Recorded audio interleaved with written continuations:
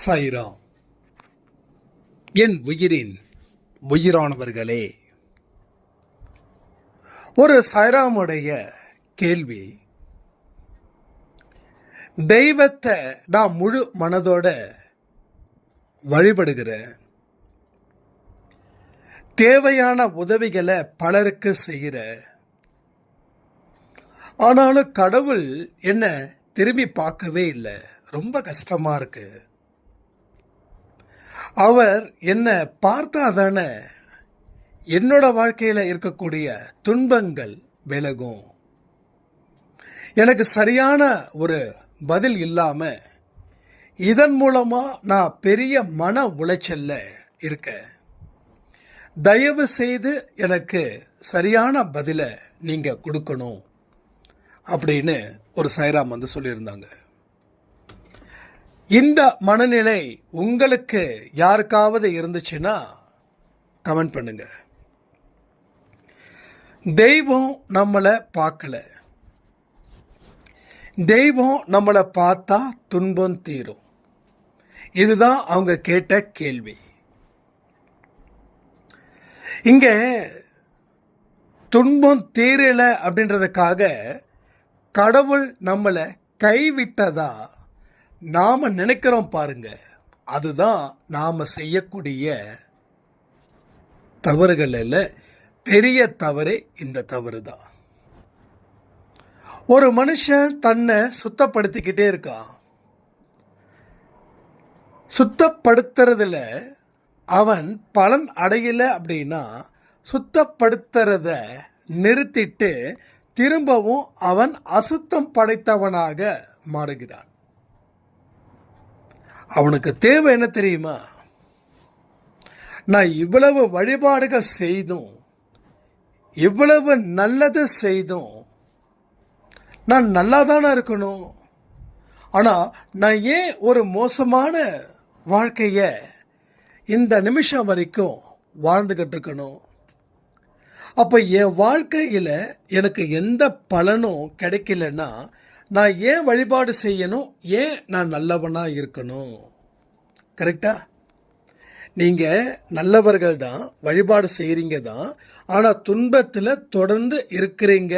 அதை உங்களுடைய புலம்பலில் ஒரு பெரிய புலம்பலாக இது இருக்குது. ஆனால் நான் இவ்வளவு நல்லவனாக இருந்தும் கடவுள் என்னை ஏன் காப்பாற்றலைன்னு எதிர்கேள்வி ஒன்று இருக்கிறதால தான் நீங்கள் அப்படிப்பட்ட ஒரு எண்ணத்தை நீங்கள் வச்சுருக்கீங்க. இப்போ கடவுள் உங்களை என்ன பண்ணுறாரு? சோதிக்கிறார். தங்கத்தை என்ன பண்ணணும்? சுட சுட தான் தங்கம் சொல்லுவாங்கல்ல, அது போல் கடவுள் உங்களை சோதிக்கும் போதே நீங்கள் அதில் இருந்து தப்பித்து கொள்ள அவருடைய பார்வையில் இருந்து நீங்கள் விலகி போகிறீங்க. இதுதான் உங்களோட பிரச்சனை. எது நீடித்து நிற்குதோ அது வாழ்க்கையில் பல வெற்றிகளை கொடுக்கும். ஆனால் நம்மால் நீடித்து நிற்க முடியல. உடனே என்ன பண்ணுறோம்? அசுரர்களாக மாறிடுறோம். நல்லவனாக இருந்து என்ன சாதிச்சோம் அப்படின்னு. அப்போது உங்களுடைய அந்த ஆன்மீக புரிதலும் அந்த கர்மாவோட புரிதலும் வாழ்க்கையோட யதார்த்தத்துடைய புரிதலும் உங்களுக்கு இல்லைன்னு முடிவு பண்ணிடலாமா? இன்னைக்கு இந்த துன்பத்தை நீங்கள் அனுபவிக்கிறதுக்கு காரணம் நீங்கள் பலருக்கு துன்பத்தை கொடுத்ததால. இதை நீங்கள் முழுசாக நம்பினா மட்டும்தான் நீங்கள் இந்த துன்பத்தில் இருந்து வெளிவர முடியும். இதை அறகுறையாக நம்புறது, இல்லை நம்பாமல் இருக்கிறது, இல்லை நம்பியும் நம்பாமல் இருக்கிறது, இந்த மாதிரி இரண்டு மனசோட இதை நீங்கள் தேர்ந்தெடுத்தீங்க அப்படின்னா கடைசி வரைக்கும் துன்பங்களால் உங்கள் வாழ்க்கையில் நீங்கள் மன நிம்மதியை இழப்பீர்கள். அப்போ கடவுள் உங்களுக்கு சோதனைகளை கொடுக்குறாரா? எஸ், கொடுக்குறாரு. ஏன் கொடுக்குறாரு? நாம் செய்த கர்ம வினைகள் தான் இங்கே நடக்குது. நல்லவர்களுக்கு சோதனை கடவுள் கொடுக்குறாங்கன்னு யார் சொன்னாலும் நம்பாதீங்க. நல்லவர்களுக்கு கடவுள் சோதனை ஏன் கொடுக்கணும்? எதுக்கு கொடுக்கணும்? கொடுக்க வேண்டிய அவசியமே இல்லையே. யோசிச்சு பாருங்க கொஞ்சம். ஸோ நல்லவர்களுக்கு கடவுள் சோதனை தருவது இல்லை. அதனால இந்த ஒரு கருத்தை தயவு செய்து நம்பாதீங்க. யார் சொன்னாலும் நம்பாதீங்க. நீங்க செய்த தவறுக்கு தண்டனை தான் இங்க கிடைக்குதே தவிர கடவுள் உங்களை சோதனைக்கு உட்படுத்துவதே இல்லை. அவர் தண்டனையை தரும்போது அந்த தண்டனையை பெற்றுக்கொண்டு நமக்கு இந்த தண்டனைக்கு அப்புறம் நம்ம வாழ்க்கையில் நல்லது தான் நடக்க போகுது அப்படின்ற நம்பிக்கையோட அந்த தண்டனையை எதிர்கொள்வது தான் உங்கள் வாழ்க்கையில் நீங்கள் செய்யக்கூடிய புத்திசாலித்தனத்தில் அதிலும் ஒன்று. நம்ம புத்தியை கழட்டி வச்சிடுறோம். மனசு சொல்வது போல நாம் ஆடுறோம். புத்தியை கழட்டி வைக்காம இருந்துட்டோன்னா மனசு என்ன சொல்லுதுன்னு 1க்கு 10 தடவை யோசிச்சு அதற்கு அப்புறமா மனசுக்கு இம்பார்ட்டன்ட் கொடுக்கலாமா இல்லை கொடுக்க வேண்டாமா அப்படின்னு ஒரு புரிதல் வரும். மனசு சொல்வதையும் கேட்கணும், புத்தி சொல்வதையும் கேட்கணும். அப்போது மனசு சொல்வதன் படி தான் நான் கேட்பேன் அப்படின்றவங்க ஜெயிக்கிறது ரொம்ப கம்மி. புத்தி சொல்வது போல தான் நான் கேட்பேன் அப்படின்னு சொல்கிறவங்க ஜெயிக்கிறது ஜாஸ்தி. எனக்கு ஒரு சோம்பேறித்தனத்தால் இன்னைக்கு எந்த ஆடியோவும் கொடுக்க வேண்டாம், எந்த ஒர்க்கும் பண்ண வேண்டாம், மனசு சந்தோஷமாக இருக்கணும்னு சொல்லுது, மனசு எந்த கஷ்டமும் படக்கூடாதுன்னு சொல்லுதுன்னு என்னுடைய கவனத்தை நான் மனசில் வச்சு அது சொல்கிறது தான் சரி அப்படின்னு அதுக்கு சார்பாக நான் போயிட்டேன்னா எனக்கு சார்பாக கடவுள் வந்து இறங்கவே மாட்டார். கடவுள் வந்து இறங்கணும், கடவுள் வந்து கை கொடுக்கணும். எனக்கு உதவிகள் தேவைப்படுவதற்கு முன்னாடியே அந்த உதவியை கடவுள் ஓடோடி வந்து எனக்கு செய்யணும். அந்த மாதிரியான வாழ்க்கையை வாழணும்னா மனசு சொல்வதை கேட்காத, புத்தி சொல்வதை கேளு. மனசு சங்கடப்படுத்தும், மனசு உணர்ச்சி வசப்படும், ஆனால் புத்தி நிதானமாக இருன்னு சொல்லும். நீ நிதானமாக இருந்துட்டா குடும்பத்தில் இருக்கக்கூடிய பிரச்சனைகளை நீ அதிகரிக்க மாட்ட, அதற்கு மாறாக பிரச்சனைகளை நீ குறைப்ப, தீர்ப்ப. ஸோ அந்த மாதிரியான ஒரு விஷயத்தை நீங்கள் ஏற்படுத்தணும். ஆக மொத்தம் துன்பங்கள் உங்களுக்கு தொடர்ந்து இருக்குதுன்னா கடவுள் உங்களை பார்க்கலன்னு சொல்லிடாதீங்க. கடவுள் உங்களை இப்பொழுது தான் கூர்ந்து கவனித்து கொண்டு இருக்கிறான்னு சொல்லுங்க. அப்போ நாம் செய்த தவறுக்கான தண்டனையை அனுபவிக்கிற வரைக்கும் நாம் எந்த இடத்துலையும் முடிவு செய்வதற்கு எந்த ஒரு சுதந்திரமும் நம்மிடம் வழங்கப்படவில்லை. நீங்கள் ஒரு தண்டனை கைதியாக இருக்கீங்க, உங்களால் எப்படி சுதந்திரமாக பறக்க முடியும்? அப்போ அந்த தண்டனை முடிஞ்சாதானே நீங்கள் சுதந்திர பறவையாக இருப்பீங்க. ஸோ தண்டனை காலம் பொல்லாதது, கொடுமையானது. அப்போது பொல்லாத காலத்தை, ஒரு கொடுமையான காலத்தை நீங்கள் நம்பிக்கை அப்படின்ற பெயரில் தான் அதை நீங்கள் கடக்க முடியும், கடக்கணும். அப்படி கடந்தாதான் ஒரு நல்ல ஒரு சுதந்திரமான மனுஷனாக நீங்கள் வாழ முடியும். சில பேர் சொல்லுவாங்களே, நல்ல காலம் உனக்கு நிச்சயமாக வரும் அப்படின்னு சொல்லுவாங்களே, அதான் உண்மை. ஆனால் நம்மால் என்ன பண்ணிட்டாங்க அப்படின்னா, நல்ல காலம் அப்படின்னு ஒன்று இருக்குது, அதான் அந்த ஜாதகம், ஜோதிடம், கிளி ஜோசியம், கைரேகை, அருள்வாக்கு இப்படி மாற்றிட்டாங்க. அப்படி கிடையாது. உங்களுக்குன்னு வரக்கூடிய நல்ல காலத்தை, ஒரு மோசமான காலத்தை நீங்கள் கடவுளுடைய உதவியோட கடக்கணும், கடவுளுடைய ஆசீர்வாதத்தோட கடக்கணும். இதை துன்பமாக நினைக்காம, இந்த துன்பத்திற்கு காரணம் என்னுடைய செயல், என்னுடைய பாவம், நான் செய்த பாவம்தான் இந்த தண்டனையை நான் அனுபவிச்சுட்டு இருக்கேன். இதை தாண்டி தான் நான் வாழ முடியும். இதை தாண்டினா தான் என் வாழ்க்கையில் நான் நினச்சது எல்லாமே நடக்கும். அந்த கோணத்தில் இந்த காலத்தை நீங்கள் பாருங்களேன். இந்த காலத்தை அப்படிப்பட்ட பார்வையில் நீங்கள் பார்க்கும்போது தான் உங்கள் வாழ்க்கையில் நீங்கள் எதெல்லாம் இழந்தீங்களோ அந்த தண்டனை காலத்தில், அந்த தண்டனை காலம் முடிஞ்சதுக்கப்புறம் இழந்ததை விட பல மடங்கு நீங்கள் பெறுவீர்கள். பல மடங்கு பெறுவீர்கள். புரியுதா? அப்போது துன்பன்றது அனுபவிச்சு தான் ஆகணும். ஆனால் அதை கட்டாயத்தின் பேரில் விருப்பம் இல்லாமல் அதை அனுபவிக்கக்கூடாது. ஆனால் ஒரு விஷயம் என்ன தெரியுமா? துன்பத்தை யாராவது விருப்பப்பட்டு அதை அனுபவிக்க முடியுமான்னு கேட்கலாம்.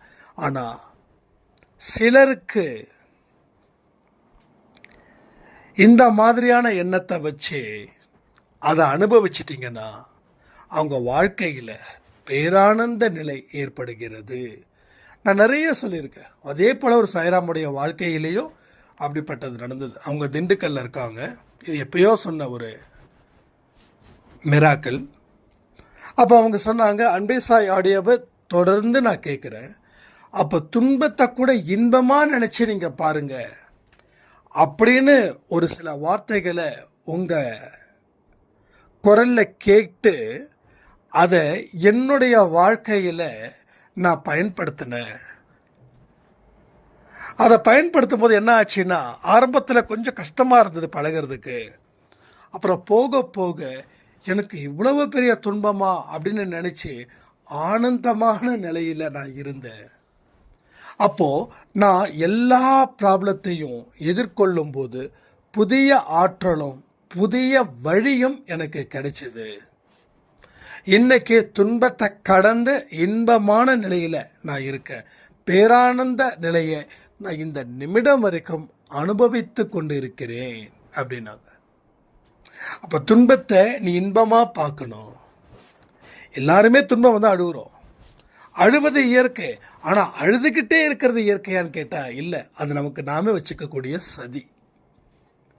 முதல்ல ஒரு துன்பம் வருது, எஸ் நீ அழுதுடு, நீ எப்படி வேணாலும் அழுது. ஆனால் அழுததுக்கப்புறம் மறுபடியும் அந்த துன்பத்தை நினச்சி நீ அழுதுகிட்டே இருந்தனா நீ அந்த இடத்த விட்டு நகரவே இல்லைன்னு அர்த்தம். நீ நகர்ந்தாதானே அந்த இடத்துல இருந்தால் என்ன ஆகும்?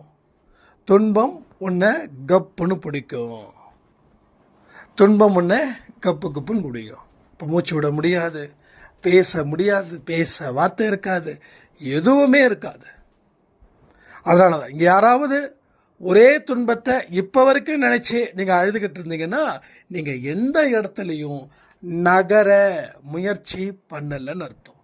நீங்கள் நகருவதற்கு எந்த முயற்சியும் எந்த ஒத்துழைப்பும் நீங்கள் கொடுக்கலன்னு அர்த்தம்.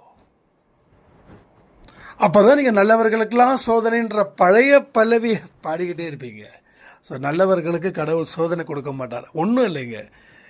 ஒரு இயற்கையாக ஒரு விஷயத்தை நினச்சி பாருங்கள்.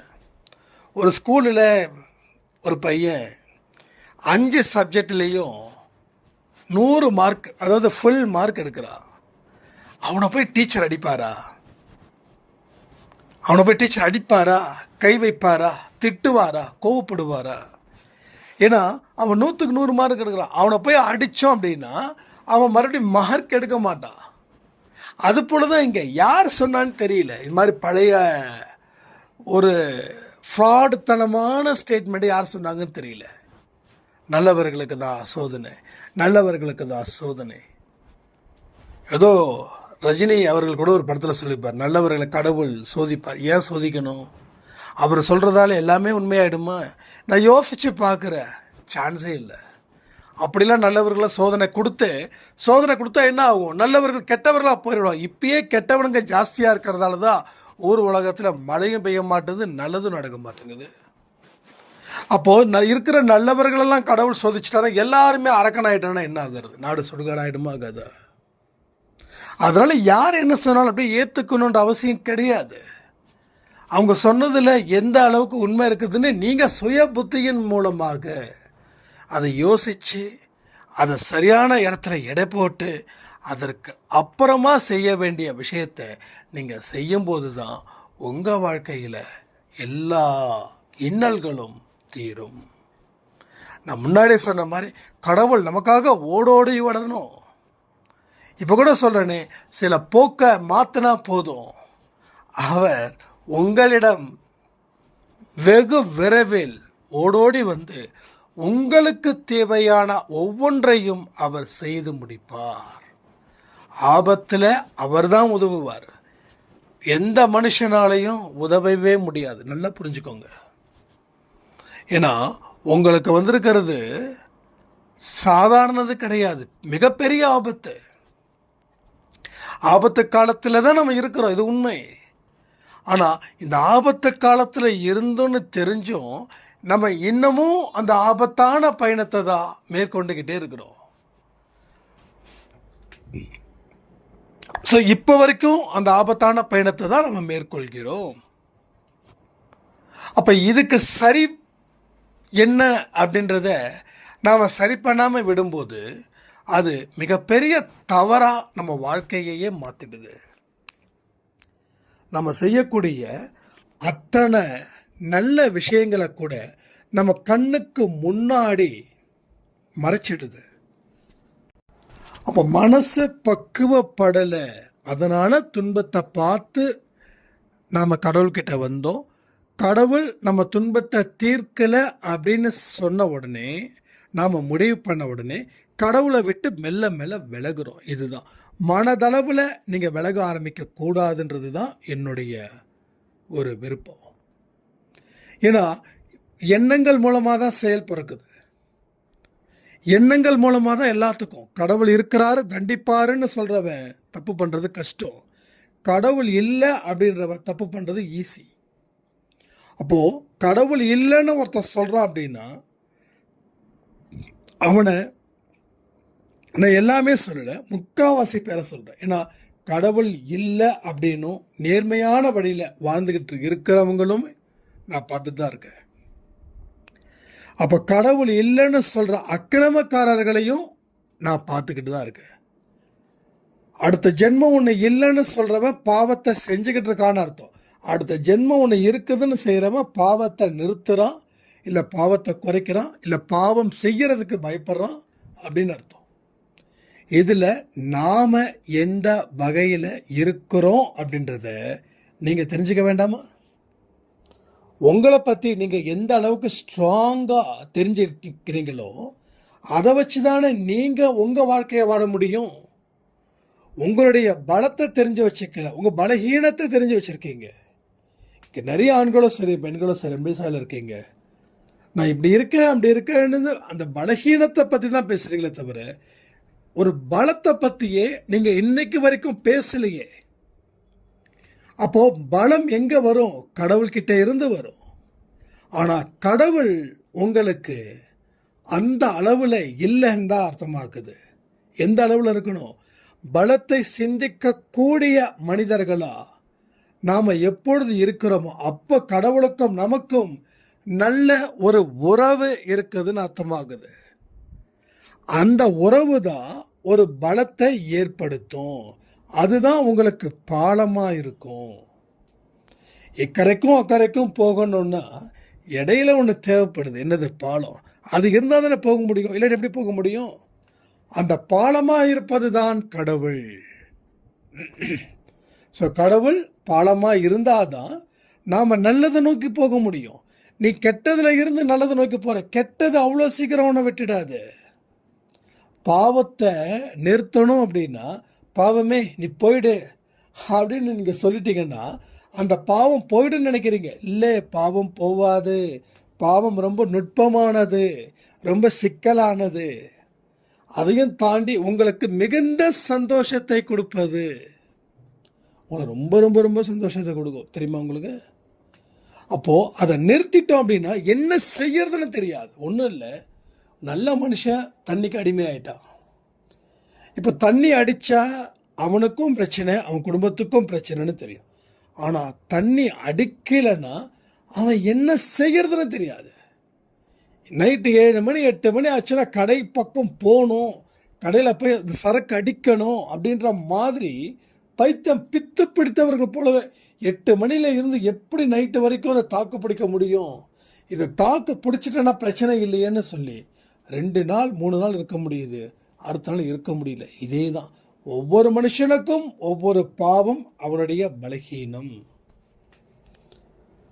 ஸோ அந்த பலகீனத்தால தான் நீ இன்னைக்கு வாழ வேண்டிய வாழ்க்கையை கூட வாழாமல் இருக்கிற. ஸோ உனக்கு நீயே எமனாக இருக்கும்போது இன்னொருத்தன் எப்படி எமனாக வர முடியும்? ஒரு உரைக்குள்ளே ஒரு கத்தி தான் இருக்கணும், 2 கத்தி இருக்கக்கூடாதுன்னு சொல்லுவாங்க. அது போல் உனக்கு எமனே நீ தான், வேற எவனும் இல்லை. ஆனால் நீ பார்க்குறவன் போகிறவன் எல்லாரும் எமனா சொல்கிற.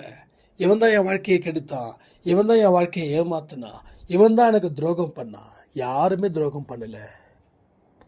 நம்ம பலகீனத்தை பலர் பயன்படுத்தி நம்மளை வீழ்கடிச்சாங்க. நீ பலமான மனுஷனாக இருந்தால் உன்னை யாரும் நெருங்கி கூட வந்திருக்க வாய்ப்பே கிடையாது. நீ பலகீனமாக இருந்ததால் உன்னுடைய பலகீனத்தை பயன்படுத்தி அவர்கள் உன்னை பயன்படுத்தி கொண்டார்கள். பயன்படுத்திக்கிட்டாங்களா இல்லையா?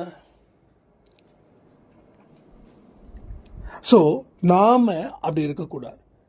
நாம் அந்த மாதிரியான மனிதர்களாக இருக்கக்கூடாது. யாரையும் நம்மளுடைய தேவைக்காக பயன்படுத்திக்க கூடாது. இது கடவுள் வெறுப்பார். இந்த மாதிரியான செயல்களை கடவுள் ஆதரிக்கிறதே கிடையாது. எப்படி ஆதரிப்பார்? அவருக்கு நல்ல சுத்தமான தங்கமான ஒரு பையன்தான் வேணுன்றார்.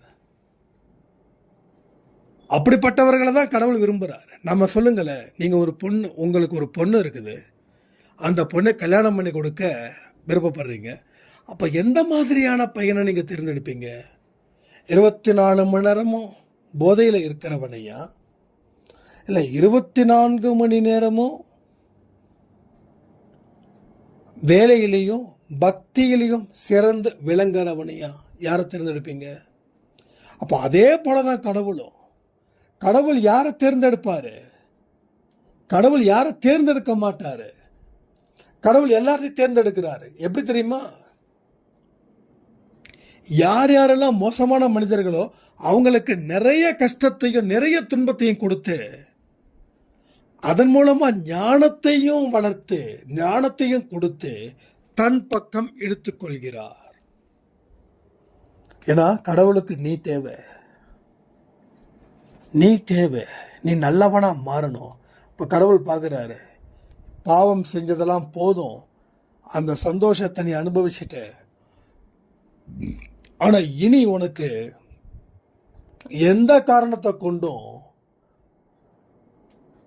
ஒரு கஷ்டமான சூழ்நிலையில் உன்னை வச்சு நான் நிறைய விஷயத்தை, அதாவது ஞானத்தை கொடுத்து உன்னை நல்லவனாக மாற்ற போகிறேன்.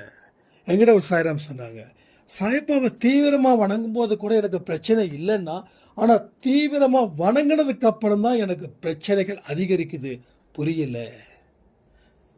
புரியலைன்னா புரிஞ்சுக்கோங்க. எஸ், இது வரைக்கும் பட்டும் படாமல் இருந்தோம், அதனால் அவரும் பட்டுப்படாமல் இருந்தார். இப்போ தீவிரமாக அவரோட காலை பிடிச்சிட்டோம். என்ன பண்ணுறாரு? என் குழந்தை ஜெயிக்கணும்னு முடிவு பண்ணுறாரு. ஒவ்வொரு டாஸ்க்காக கொடுக்குறாரு. மொதல் டாஸ்க்கு தான் கஷ்டம், 2வது டாஸ்க்கு அதை விட கொஞ்சம் கஷ்டம், 3வது டாஸ்க்கு கொஞ்சம் ஈஸி, 4வது டாஸ்க்கு ஈஸி. ஸோ எவன் ஒருவன் கஷ்டத்தில் நேர்மையாக நம்பிக்கையோடு இருக்கிறானோ அவனே கடவுள் வழி நடத்துகிறார். அவனுக்கே கடவுள் எல்லாவற்றையும் கொடுக்கிறார். ஒரு இடத்துல கூட எதையுமே அவர் நிறுத்தி வைக்கவே இல்லை. தேவையானவைகளை தொடர்ந்து வழங்கி உன்னை சிறப்பான ஒரு இடத்துல வச்சு காப்பாற்றி உனக்கு பலமானவைகளை உன் கண்களுக்கு முன்னால் தருவார். ஆனால் நீ பாவம் செய்து பிறரை ஏமாற்றி கொண்டிருந்தா எந்த இடத்துலையும் எதையுமே தரவே மாட்டார். நாம் பண்ணக்கூடிய ஒரு விஷயத்துக்கும் அதனுடைய ரிசல்ட்டு மிகப்பெரிய அளவில் இருக்கும். இன்றைக்கி 12 மணி ஆடியோவை எத்தனை பேர் பார்த்தீங்கன்னு தெரியல. அதில் நான் சொல்லியிருக்கேன், ஒரு சாதாரண ஒரு விஷயத்துக்கு கூட கடவுள் ரெஸ்பான்ஸ் பண்ணுறாருன்னா நாம் கஷ்டப்படும் போது அவர் எந்த ரெஸ்பான்ஸும் பண்ண மாட்டாரா? இதை தான் நீங்கள் புரிஞ்சிக்க வேண்டிய ஒரு முக்கியமான பாடம். இதை சரியான முறையில் நீங்கள் புரிஞ்சுக்கிட்டீங்கன்னா உங்கள் வாழ்க்கையில் நீங்கள் பெரிய அளவில் சந்தோஷத்தையும் பெரிய அளவில் நம்பிக்கையையும் நீங்கள் பெறுவீர்கள் சொல்லி இந்த பதிவை நான் முடிக்கிறேன். ஜெய் சாய்ராம்.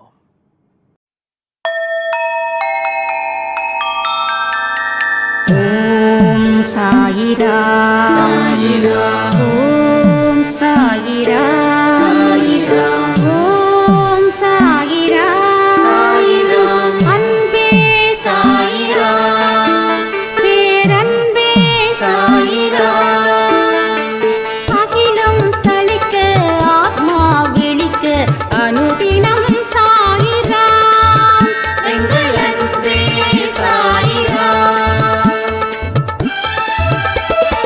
ஒன்றே இறைவன், ஒன்றே பூமிக்கென்றும் சாயிரா, சரணம் சாயிரா, நன்றே செய்து